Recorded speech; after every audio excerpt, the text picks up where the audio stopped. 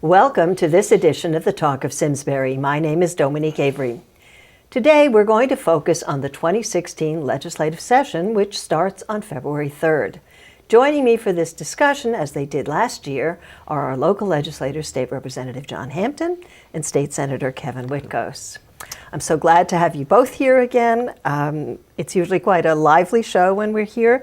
Kevin, I'm going to start with you. We have a lot to talk about, but before we get sidetracked, I wanted a little discussion on what it means to have a session in the second year of a budget. So this is the second year of your two-year term.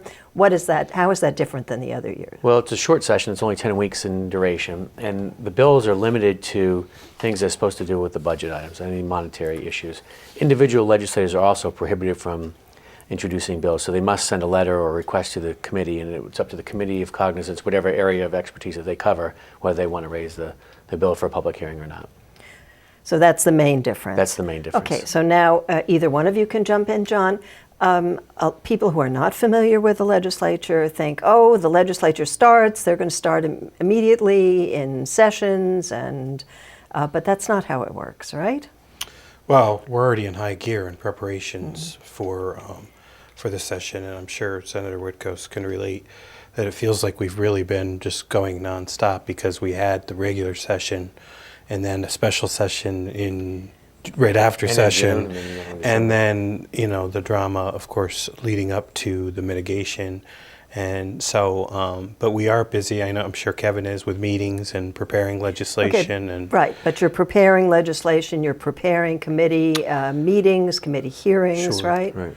And I think I'm getting a lot more, I think, constituent email and calls, because I think people are aware that the session's starting again. Like Kevin said, it starts on February 3rd, adjourns May 10th. You're right, it's 10 weeks. And we do introduce, we have the capability to introduce bills, but we have to request through the committee chair. Okay, so what have you been hearing from your constituents? Overall, it's the economy and the state of our economy and our budget that was passed, and the way Connecticut continues to operate, and which most people perceive as fiscally irresponsible, a budget that we did not support, that raised taxes, that increased spending. So we meaning? Kevin and I. Kevin and you were the only Democrat I was in one the of special two session. in the House, one in the Senate, Senator Bartolomeo. Right. So there were two in the House that voted against the budget? Well, there's so many. Of the mitigation package, Rep. Alexander and I voted against it in the House, Senator Bartolomeo in the Senate. So that was the special session budget, right? Correct. And people are, and we're talking in Simsbury, which is people perceive as, a fairly comfortable district, but people are still hurting, and we haven't recovered completely from the recession. And the amount of calls and constituents who are out of work, having trouble making ends meet, seniors having, making their ends meet. We're just not operating in a way that we should be, that Simsbury residents and state residents deserve better. Kevin, you've been holding public hearings, so what have you been hearing? I think what happens is people, when state government touches their lives, in whatever venue it does, they're very disgruntled. And a few examples, if they've had to go to the Department of Motor Vehicles recently for anything, when there was a shutdown there for 2 weeks to train the folks on the new system, it was just awful. And then the computer system didn't transfer things over appropriately, so people's cars were being towed, and they were being told, well, we'll make you whole. They were given tickets that were unwarranted. So that's been a fiasco.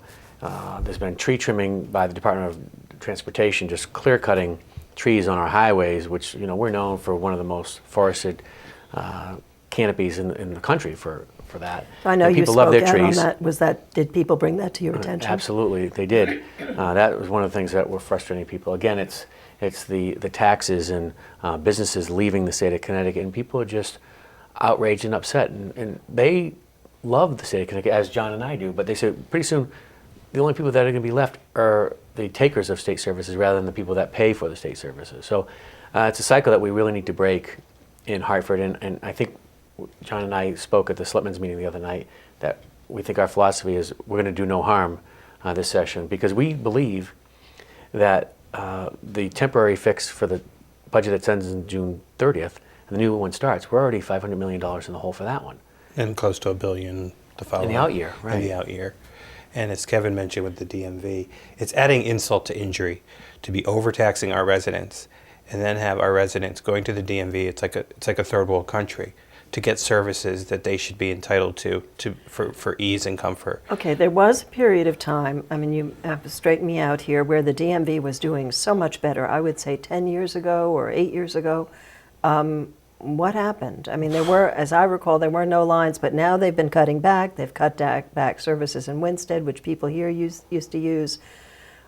What happened there, and who is responsible? Malloy says the computer change needed to be made. Was that irresponsibility on behalf of the management? Is it Commissioner Ayala, the current today, had a very critical editorial? What It's all should of be the done? above, and it's the year 2016, and we have kids who can do technology better than us. I mean, we should be doing much better for the amount of money that we're taxing people to have services that it's sloppy, it's unacceptable. Customer service, that people that are calling me, they're waiting 5 hours on the call on the phone.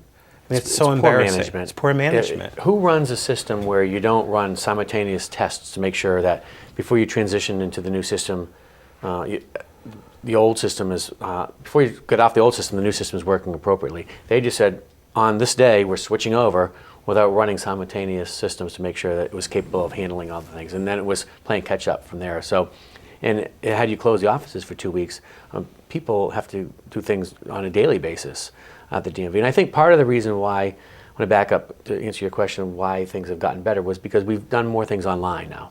And if it's a seamless transition where you can renew your registration, go online with a credit card, PIN, you're all set. You don't have to spend the time going to the Department of Motor Vehicles. That's great, and that's how the world works. I mean, nowadays, I can't tell you when the last time I wrote out a check, because I do most of my banking online now. And it's convenient for me, and it works. So I think as we move farther into the 21st century, that'll be more predominant of state services where we can do things online rather than the old antiquated But paper that's and pen. exactly what the DMV was trying to do. What happened? Is Commissioner Ayala so out of touch or so incompetent that he did not prepare his people? He ought to have had people who knew what they were doing to get this started. What happened The there? buck stops with the commissioner, Yeah. as far as I'm concerned. I mean, Would he agree. should have tested those systems to make sure that they were ready to go. Whether they were done or not, I don't know. But Yeah, on the a buck smaller stops with the level, for commissioner. instance, Simsbury just changed their website. And they switched, it took them several weeks to make the thing, and then it all came out, and it looks pretty good. Of course, that's much smaller than the DMV website and all of that, but yeah, they did it behind the scenes. It's not worthy of our constituents Right. for the amount of money that they So pay. are both of you saying Commissioner Ayala should go? Well, I think a lot of people are suggesting that. I mean, Kevin, he was in the state senate. Right. Did you know him? Yeah, I do. I did know Andre, and I served with him, I think, when I was in the House as well. At some point, when is enough enough?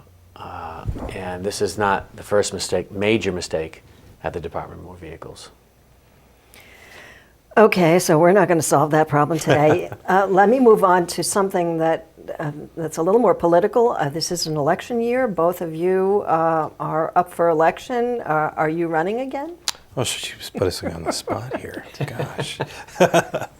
I am running again. I'm excited to be running again, and it goes quickly. Gosh, 2 years, as Kevin relates, goes very quickly. And, Kevin, how about you? Well, I think there's a statute, so I'll tell John, he may not know he's not running quite yet, because I think once we declare that we're candidates, then you're not you have allowed to. You have to put in all this paperwork, and I'm not prepared to put in all this paperwork yet, Okay. but all inclinations are that I anticipate all running right. So again. I didn't mean Well, to I put you actually in. filed my paperwork. Oh, you did? Okay, So so I'm- you're safe to it's say safe that. to say. I can't I didn't mean technically to, say that yeah. yet, but no, I did. have all inclinations that I'm going to run for re-election Okay. as a state senator. As a state, I was about to follow There's up. a couple right. of questions that rumors out there. Yes, I'd heard something about Congress, but I've, no? Not interested in Congress? Well, I'll let you answer go that. ahead. He's not even looking at me.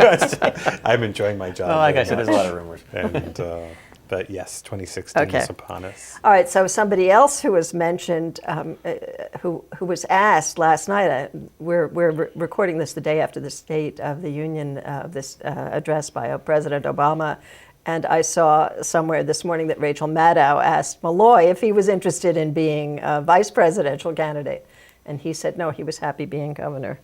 But does it make it more difficult election year to be a legislator? Does it make any difference, or are you always running because it's every 2 years here? Well, I think you're always running because you're always doing constituent work, whether you're taping a TV show with Simsbury Community TV, or you're meeting with a neighborhood group that wants to talk about something, or a business group, or whatever. So I think it's not although we're considered a part-time legislature, we really put in a lot more hours than what most people think.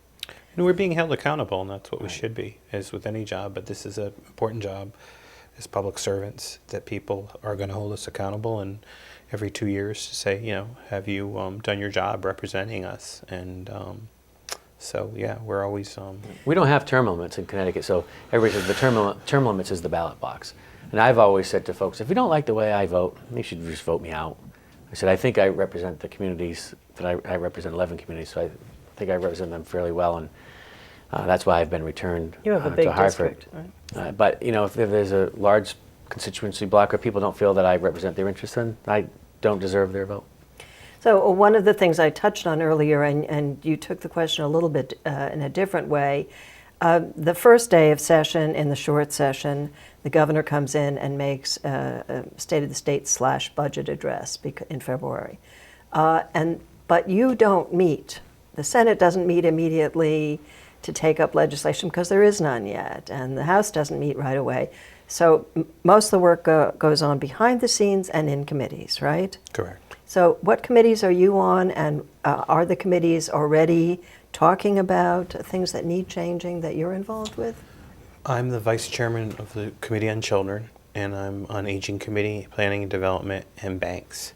So those committees will start having organizational meetings. Kevin will have his organizational meetings, and as leaders of particular committees, we will lay out our agenda, what we want to do during a legislative session. As was said, it's a short session, so there's not a lot of time. So try and put our priorities together and put our bills together. And so there are a lot of pre-meetings. I know I've been meeting with my committee chair to talk about what we're going to do in children. And there's a lot of preparation.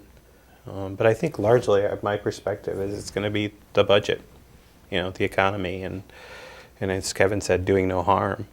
But business goes on. We still get a lot of people, a lot of constituents asking us to do certain pieces of legislation, different issues.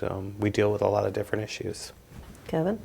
Yeah, I serve on legislative management on the General Law Committee, which oversees the Department of Consumer Protection, the Higher Education, Workforce Development, and there's one other committee, I forget what the other one is. Oh, Regulations Review, so I'm on Regs Review. So we meet every monthly, so that's around Regs the clock. Review meets all the time. Right, they meet every month.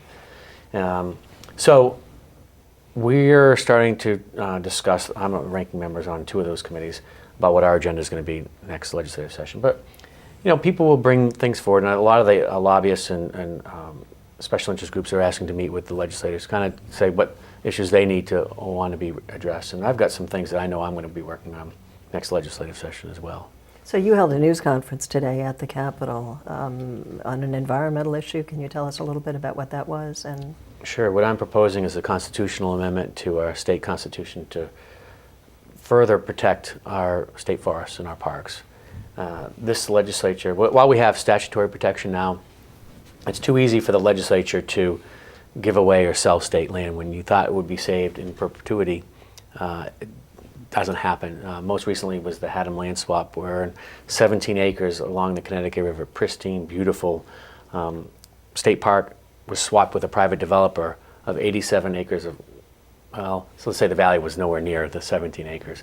The deal fell through, and then we were able to move to get that off the books. But what happens is there's no protection. If somebody bequeaths the property to the state or wills it to the state or sells it to the state, we want to make sure that generations to come can enjoy that. So my amendment to the Constitution, which if we can get it through the legislature, everybody in Connecticut will have a chance to have a vote on it in next November, says that there's certain criteria and lays out the process in which you can sell the property.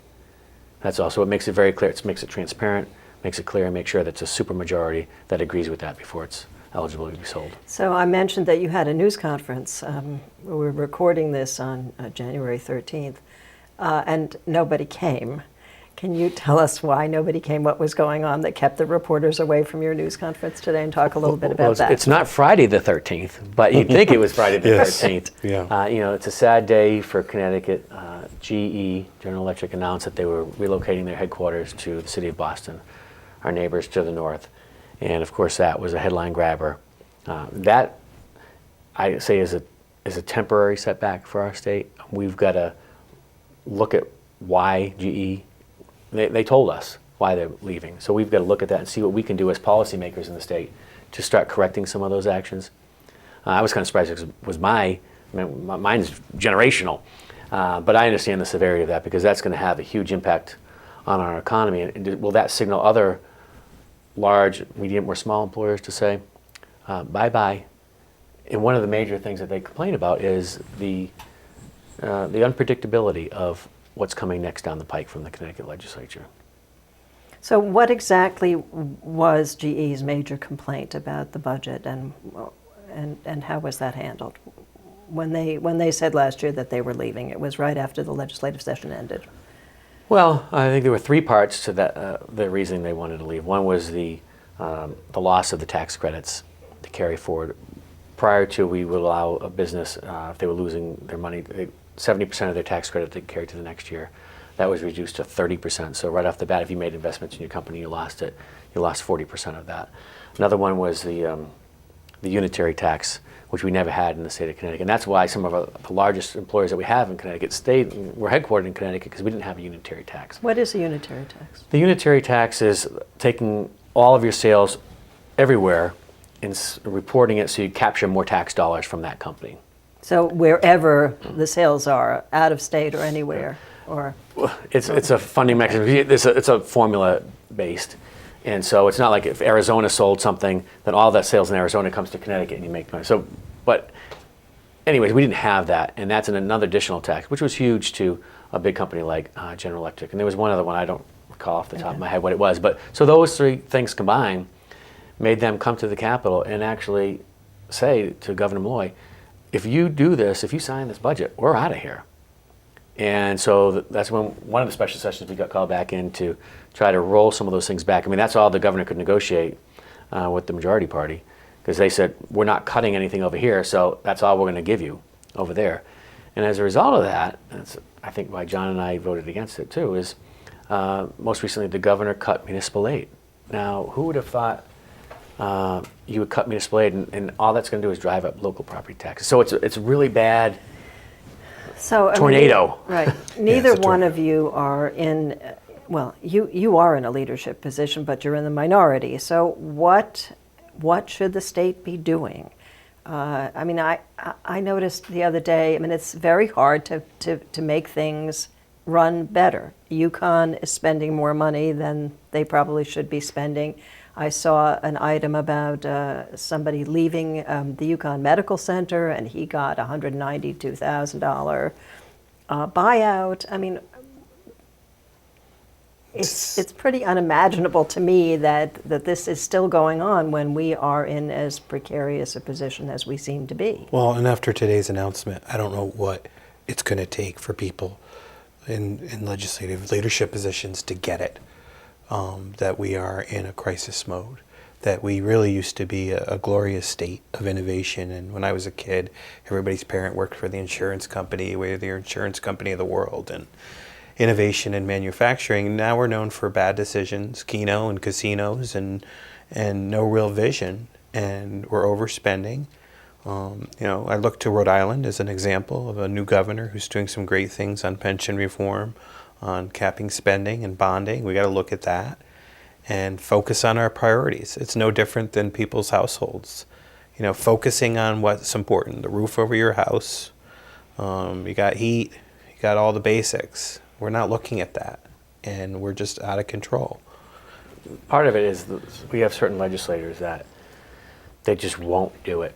Whenever the towns ask for some modifications to the prevailing wage or the binding arbitration, those have to go through the labor committee, and the folks in that committee, the leadership in that committee, just won't bring it up.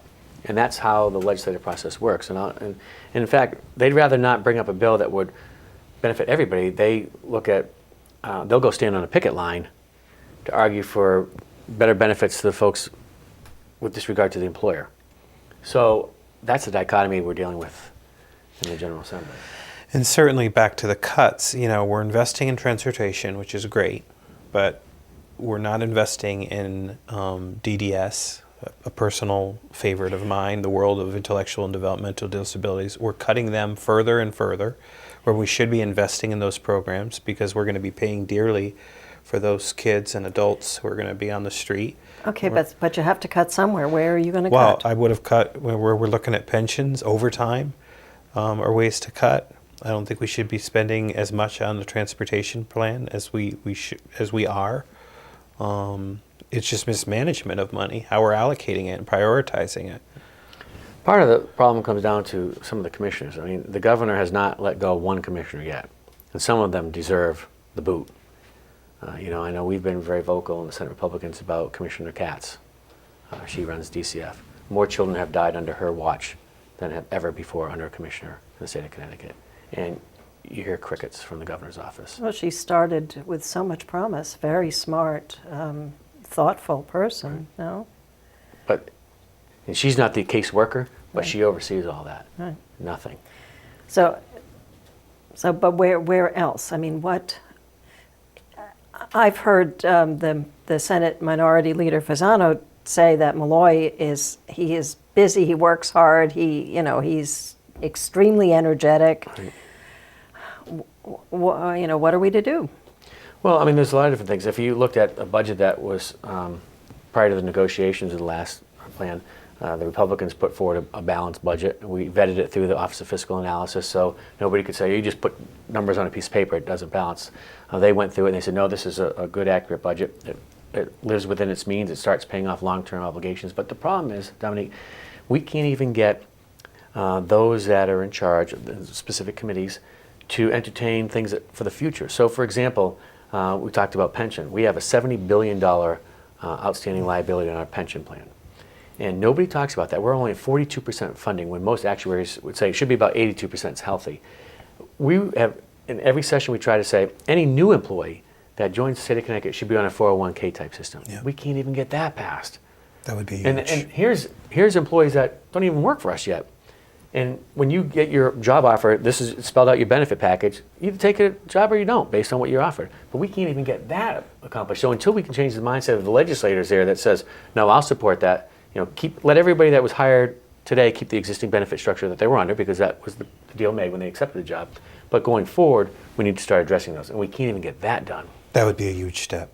Okay. And that's not dishonoring the unions who do a great job and the workers, and we honor what was done. But moving forward, to Kevin's point, it's a new day. No one receives those plans. The Connecticut Juvenile Center, for where we keep wayward boys, we pay $523,000 a year per child. That is outrageous and outlandish, and you can't tell me we can't find a different program at a fraction of that cost. So CJTS, that's the Connecticut Juvenile Training School, Right, The that's the 12 thing level that unit for the Roland boys. built, Exactly. yeah. And then we've got the Southbury Training School, yeah. $232,000 a year. That's been under federal mandate. For one person. For one person. And the reason why the cost is because we haven't been admitting anybody since the 80s, but the people that are living in the population, I think there's less than 100 left. Yeah, a little more, But we still have to maintain a fire department. Self-contained fire department. And all these other functions where... Is that not a political choice? I mean, is it the parents of the people who live there? Why is that? What is the issue there? There's much more, a better quality of life for the folks that are still living in there in group home settings than in an archaic setting like So Southbury. why is it being closed? That's the It question. should be. We got as far as getting a study to close it, which is starting this year. But we see huge savings in closing it and better quality of life for the clients, for the family members. And we've been championing that for these families. And because there's so many families on the wait list, people, couples in their 70s and 80s who have adult children with disabilities, nowhere to go. They're still on the wait list. It's a mess. What happens is people deserve a real answer, and what they're getting is policies for re-election and promises that aren't being kept. Well, it goes back to bad customer service. Right. Should we be treating our constituents that way? DMV, DDS, what have you. It's not right. Okay, so, but DDS, those are services that if you make more group homes, doesn't that cost more money? No, in the long run, the numbers show that if you close Southbury, the savings are huge for caring for an individual. As Kevin said, it's close to $300,000 a year at Southbury compared to less than half that. The goal for is to individual. keep people in their homes as long as they can, and that's from folks that have intellectual disabilities or physical group home disabilities settings. or become seniors. You want to keep them in their homes as long as you can. But part of those things is a little respite care, which I just became aware of a few years ago, that the caregiver gets 8 hours off maybe a month. Right. And that budget was cut. So sometimes you just need to get away, if you want to get your hair done or Just go some somewhere, sanity. Of course. you need a break. Oh, it seems all very daunting. Right? It seems very hard. It does.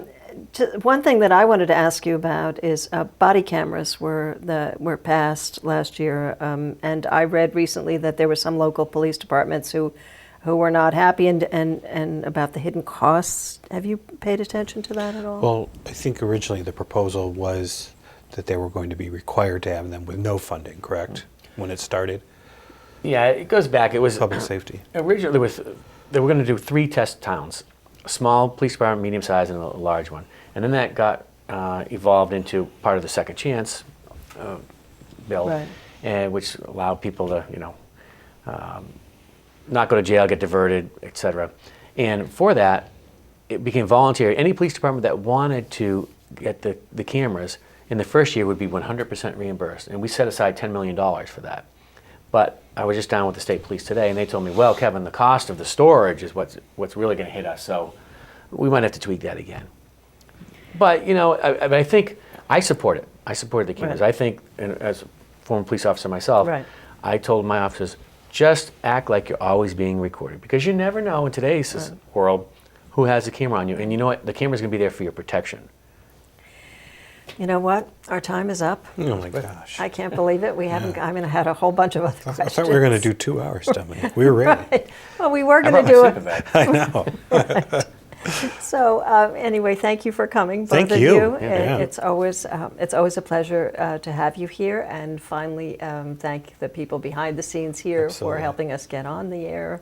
And finally, thank you for joining us. If you missed any portion of this show, you can find it on our website at simsburytv.org, where you can also find the times it will air again on TV on Comcast Channel 5 or Frontier Channel 99. Don't forget, you can get lots of information about the General Assembly at cga.ct.gov. And be sure to watch CTN, which broadcasts the legislative sessions and committee meetings. And I used to work there. I'm Dominique Avery. See you next time for the Talk of Simsbury.